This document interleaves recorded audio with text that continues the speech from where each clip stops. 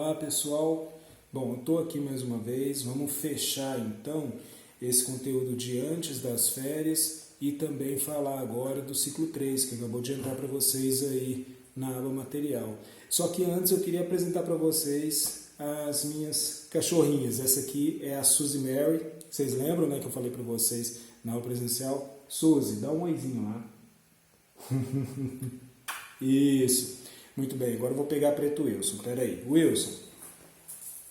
Wilson, vem cá. Ela tá meio tímida. Eita, muito bem. Essa aqui é preto Wilson. Vai, preto Wilson. Muito bem, essa aqui é a preto Wilson, tá? Vai pra lá.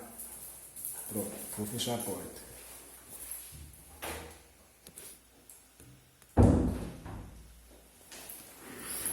Eita, mostrou minha bagunça. Bom, pessoal, isso era só para brincar um pouco, para descontrair. Na verdade, agora eu vou falar para vocês, então, recapitulando todo o conteúdo que a gente viu e também passando para o ciclo 3. Como de costume, bem rapidinho, só para a gente não se perder na continuidade. Então, vamos lá. A gente começou lá no início, vendo a dimensão antropológica do ser humano. Aí a gente viu distinção entre natureza e cultura, o ser humano enquanto ser simbólico, a questão da linguagem, que é a linguagem e tal, e falamos um pouco a respeito das características da linguagem verbal, tá? Então foi isso. Antes a gente viu o que é antropologia, a sua função, utilidade, nos mais diversos cursos, né? Bom, muito bem. A partir daí, a gente passou para o entendimento do que é a pessoa humana, tá? Do conceito de pessoa humana. Bom, para fazer isso, aí, o que eu postei para vocês? Falei, bom, então, vamos ver primeiro, né, lá no ciclo 2, na perspectiva diacrônica. O que significa perspectiva diacrônica? É o olhar de fora, tá? Então, é um movimento dentro de um contexto externo. Aí a gente pegou a história ocidental e fez um resumo disso, tá? Depois vem a perspectiva sincrônica, ou seja, é uma perspectiva entre a humanização e a reificação, que a gente colocou, né? E aí a gente analisou isso do ponto de vista também da história, mas pensando em como que está essa situação do ser humano. Que medida que ele é mais humanizado, que ele não é, como que foi esse percurso, tá? Só para a gente entender a linha mestra aqui, a continuidade, como que a gente está caminhando. Bom, em seguida, aí nós temos agora, no ciclo 3 de estudos, as dualidades existenciais, a imanência e transcendência, condicionamento e liberdade, tá? Bom, a partir de agora, então, conteúdo novo. O que significa isso? Essa noção de dessa dualidade, tá? Do que nós estamos falando? Bom, como a gente pegou até agora uma discussão, apesar de estar pautada em acontecimentos, em períodos, em questões muito práticas, nós pegamos uma discussão bastante teórica que serve de base para o nosso conhecimento prático, né? Isso foi fundamental e defendo esse caminho. Só que agora, no material, então a gente optou, desde a escrita do material, a pegar no ciclo 3 e falar, bom, estamos no meio do estudo no ciclo 3, né? Então vamos chegar aqui com uma parte com exemplos factuais de pessoas que existiram e que assim, tiveram uma vivência, e essa vivência nos permite trabalhar esses conteúdos. Então foi nesse sentido que a gente construiu essa unidade aí, esse ciclo de estudos. E aí nós pegamos dois exemplos. Um deles é o do Viktor Frankl e o outro do Bert Hellinger. Então, primeiro, o que esses dois exemplos têm em comum? Uma coisa, os dois dizem respeito ao contexto da Segunda Guerra Mundial. Os dois viveram no período da Segunda Guerra Mundial, viveram ativamente, participaram ativamente do processo da guerra e sobreviveram e depois contaram suas histórias e fizeram trabalhos muito importantes na sociedade. Se você pesquisar a vida tanto do Viktor Frankl quanto do Bert Hellinger, vocês vão ver que eles tiveram um trabalho fundamental depois. Tá? O Bert Hellinger, especificamente, eu estou estudando não só o trabalho dele, mas aquilo que ele criou, que são as constelações familiares. Né? Estou fazendo um curso e, quando me formar, serei terapeuta sistêmico, né?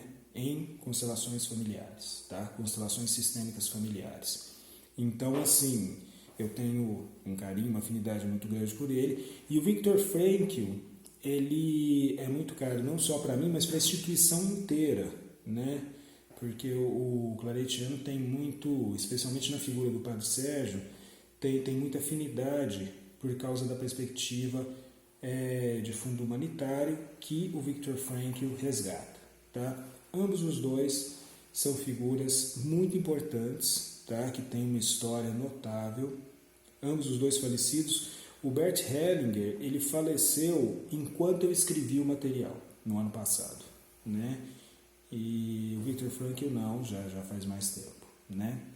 E diante disso, então, eles são dois exemplos que traduzem essas dualidades, tá?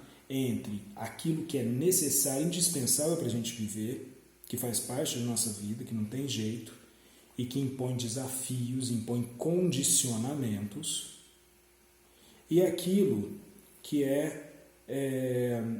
o que a gente pode oferecer, ir além, motivar-nos, ou seja, aquilo que nos leva a transcender a mera realidade material e no alcance mais abrangente, mais amplo, né, que dá sentido para a sua vida, para a minha vida, para a vida de cada um.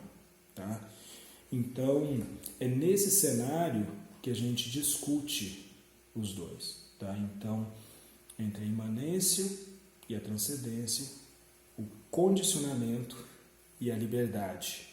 Tá? E vai se aprofundar o tema da liberdade mais adiante, mas aqui a gente já começa com um sentido prático dele, que é fundamental. Tá? Então vou tentar fazer esse vídeo mais curto, é difícil, mas vou tentar fazer esse vídeo mais curto pensando nesse sentido prático aí. Tá?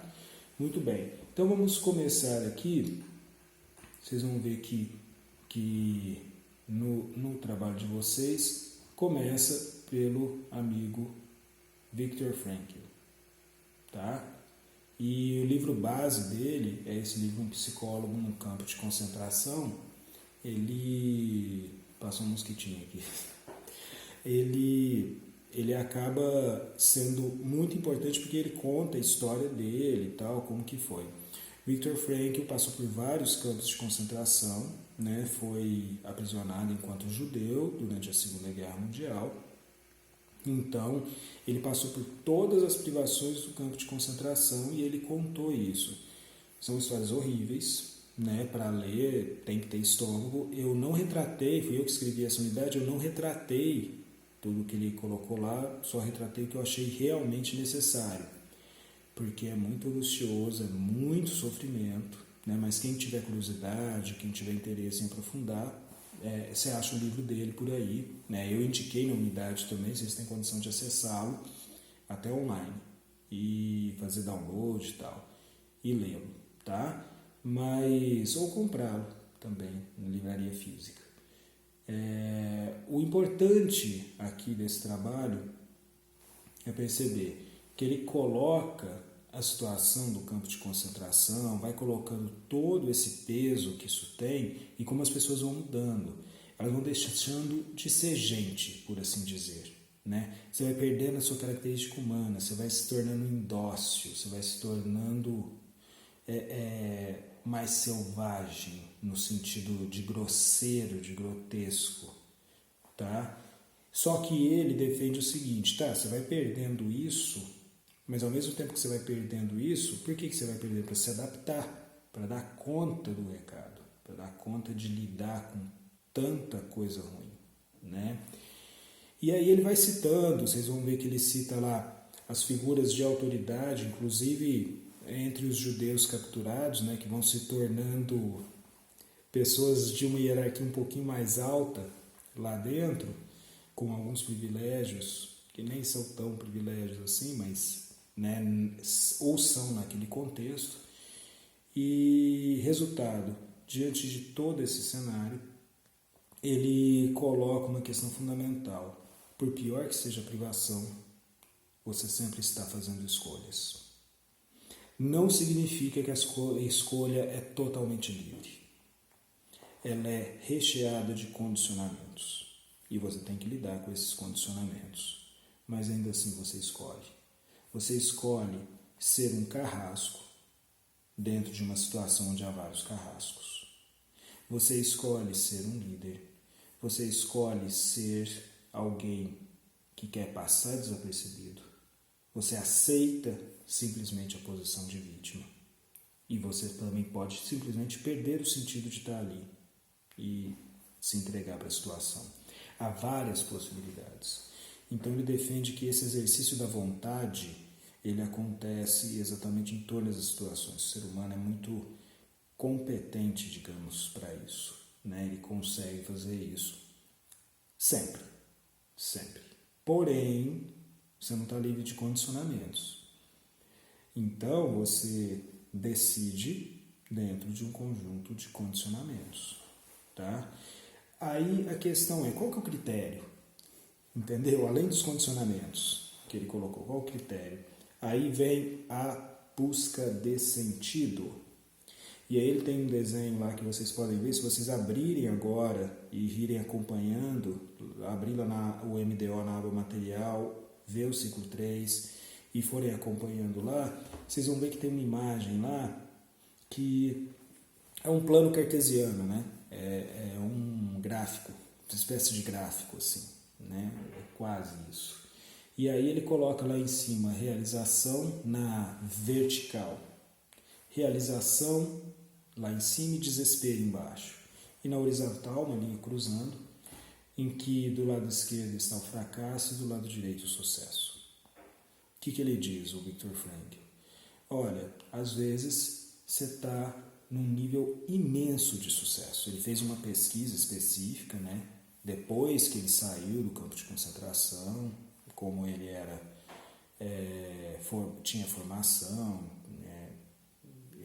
Ele já tinha toda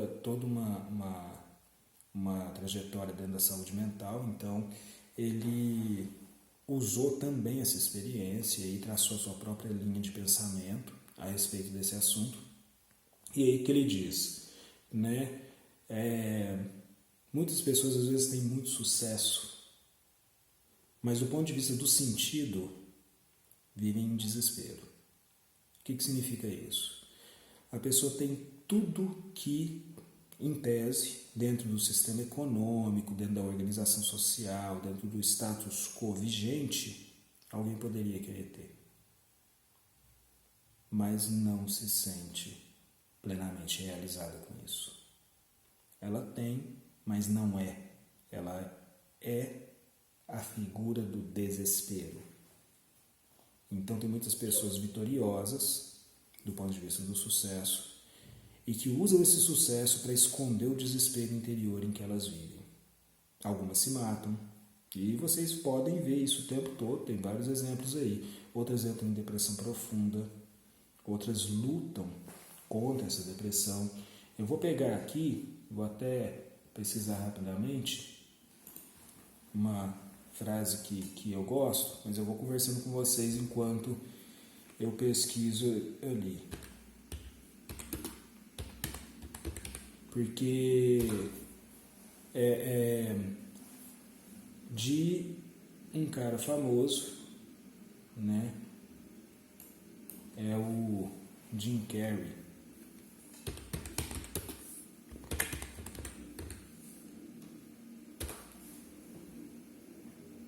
Isso aí.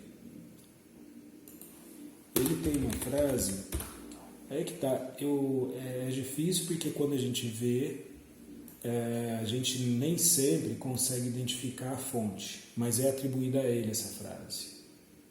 Ele diz o seguinte: eu acho que todo mundo deveria se tornar rico, famoso e fazer tudo o que sonhava para que eles possam ver que essa não é a resposta. Jim Carrey aqui está atribuído ao Manual do Homem Moderno.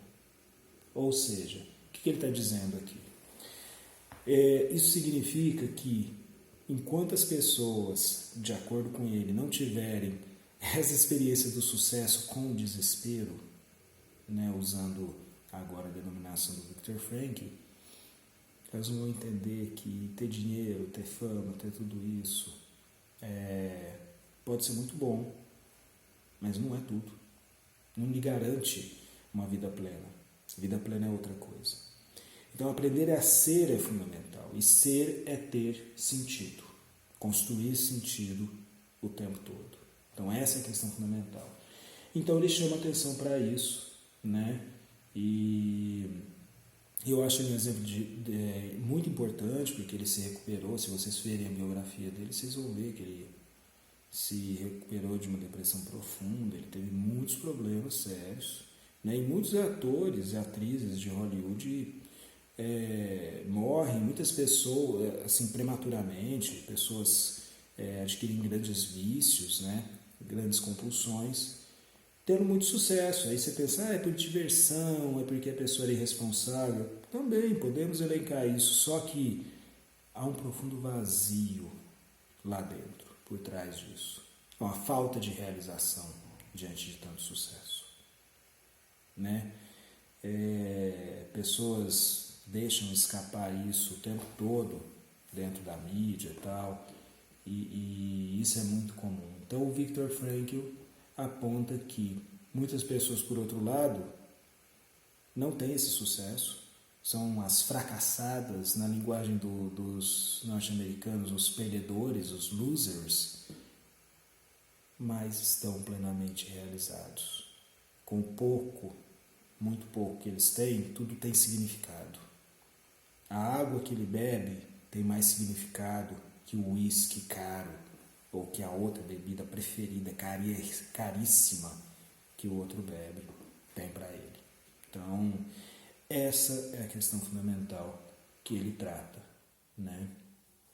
Então, aqui a gente põe em prática o que é lidar com a vida e a importância de ser. E isso é para todas as profissões, por isso que essa disciplina é oferecida para todas as profissões, tá? Bom, resumindo é isso. Já me estendi demais, vou tentar me encurtar aqui no caso do Bert Hellinger. O Bert Hellinger, aqui o título, Um Lugar para os Excluídos. Essa é uma biografia recente dele mais completa. Esse lugar para os excluídos que eu usei não é tão recente, é uma entrevista que é feita com ele, mas é bem legal, bem bacana, né? Eu recomendo. Ele fala do trabalho dele com constelações familiares e tal, mas fala também da vida dele, né? Então, quando ele fala da vida dele, é muito bacana. E aí, ao contrário, a experiência dele é também com a Segunda Guerra, mas ao contrário. Por quê?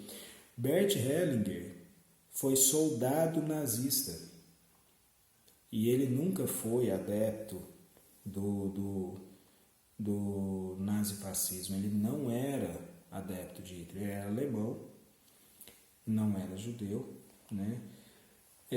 A família dele não era judia, era católica, né? Ele inclusive se tornou padre depois da guerra, né? Quando faleceu já não era mais, mas ele chegou a ser clérigo, tudo, seguiu a vida religiosa, e só que para ele conseguir sobreviver dentro do Estado alemão nazista, a mãe dele fez com que ele fez um curso que o habilitaria para ser soldado, e ele inclusive, como eu conto no trabalho, no material aqui, era para ele ter sido reprovado, o que lhe valeria a morte, mas a mãe dele foi lá e brigou por ele, encarou, falou: olha, como é que vocês vão reprovar ele? Ele fez tudo certo, concluiu o curso e vocês vão reprovar dele. Na verdade, eles queriam reprová-lo porque ele não concordava, não era adepto de todo o pensamento nazista, né? E aí ele se calou, a mãe dele o defendeu, eles deram um diploma para ele, só que ele se tornou um soldado nazista. E foi para a guerra. E lutou, assim como outros soldados nazistas na guerra, na Segunda Guerra Mundial, né? Jovem, né? Recém-saído da adolescência e nessa experiência, né? Num dado momento, ele conseguiu sobreviver. Ele descreve que nem sabe como conseguia sobreviver de determinados combates.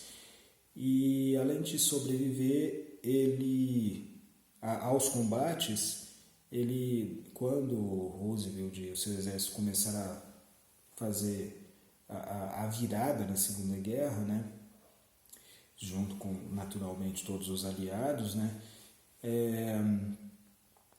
ele foi capturado, né, pelo exército do Eisenhower. E aí o exército dele não foi dócil com os prisioneiros alemães, naturalmente, né? Depois de tudo que eles fizeram, depois de ter visto os campos de concentração e tudo aquilo que acontecia, os prisioneiros alemães eram extremamente maltratados. Então, o Bert Hellinger era um sujeito que estava numa sinuca de bico tremenda, porque ele defendeu uma coisa que ele não acreditava, foi preso e foi punido por isso, né? E diante disso ele aguentou, né? Mas aguentou da maneira dele, de conforme ele descreveu, né? Que diante disso ele procurava lidar com as pessoas, respeitar as pessoas, né? E isso lhe valeu também ter o respeito de outras pessoas, mesmo inimigas dele, né? E ele conta isso, que eles ficavam ofendendo as pessoas, né? Falando num idioma que supostamente os americanos não entendiam, e ele falava, não, para com isso, gente. Bobagem ficar fazendo isso, não vai melhorar em nada a nossa vida ficar ofendendo os outros. Mas eles estavam entendendo.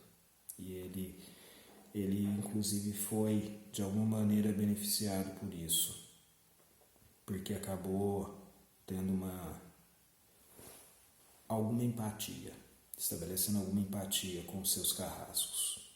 E ele, enquanto carrasco, visto ali, né? E diante disso, né, ele conseguiu fugir e tal, sobreviveu, né, porque a maioria dos colegas dele não sobreviveu enquanto soldados, e depois virou clérigo e fez todo um trabalho, aprendeu muito. E aí uma frase dele que eu gostaria de destacar, que foi, na verdade, foi uma frase que ele ouviu num culto ecumênico, né, na África do Sul, que ele foi lá para a África do Sul depois da Segunda Guerra enquanto clérigo e foi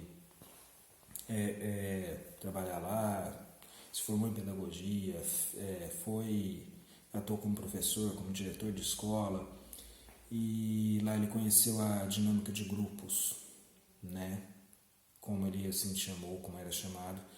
E aí, quando ele conheceu essa dinâmica de grupos, que era um trabalho que envolvia pessoas protestantes, era um protestante inclusive que liderava, envolvia pessoas de várias religiões, e na África, né, e lá na África do Sul. E aí uma frase que chamou a atenção dele, que ele destaca, parafraseando, vocês vão ter ela literalmente aí no material. O que você ama mais? Você ama mais as suas crenças ou as pessoas? E aí ele viu todo esse cenário e falou, eu preciso reaprender minha vida aqui. O negócio não está indo bem, não. Por que isso? Porque quando você ama mais as suas crenças que as pessoas, não importa se vai morrer 1, 100, 1000, 10 mil, isso é número. porque é a sua crença que vale. É o certo a se fazer. O bom é isso. É o perigo de se definir bem e mal, certo e errado, é esse. Porque estando do lado do bem, você pode tudo. As suas crenças estão acima dos resultados que são impingidos às pessoas. E ele sendo religioso, isso mexeu com ele. E estando num território diferente do dele, com pessoas que têm inúmeras crenças diferentes da dele, ele chegou à conclusão de que ele tinha que trabalhar pelas pessoas, com as crenças dele, mas não pelas crenças, simplesmente. As pessoas vinham antes das suas crenças, né? E a partir daí ele estabeleceu todo um entendimento específico. Ele desenvolveu um trabalho grande e tal, ele foi ele tem um trabalho que ele originou dentro das chamadas constelações familiares, vocês podem pesquisar isso, tá? E, como eu falei, eu estou estudando isso também, mas a questão crucial que chama atenção aqui, eu vou ler essa frase literalmente para fechar a minha fala aqui. Então, conforme o Bert Hellinger defendeu, vejo Hitler como um ser humano, sem desculpar nada. Então, o que significa isso? Carrascos, vítimas, ricos, pobres, elite, escravos, seres humanos.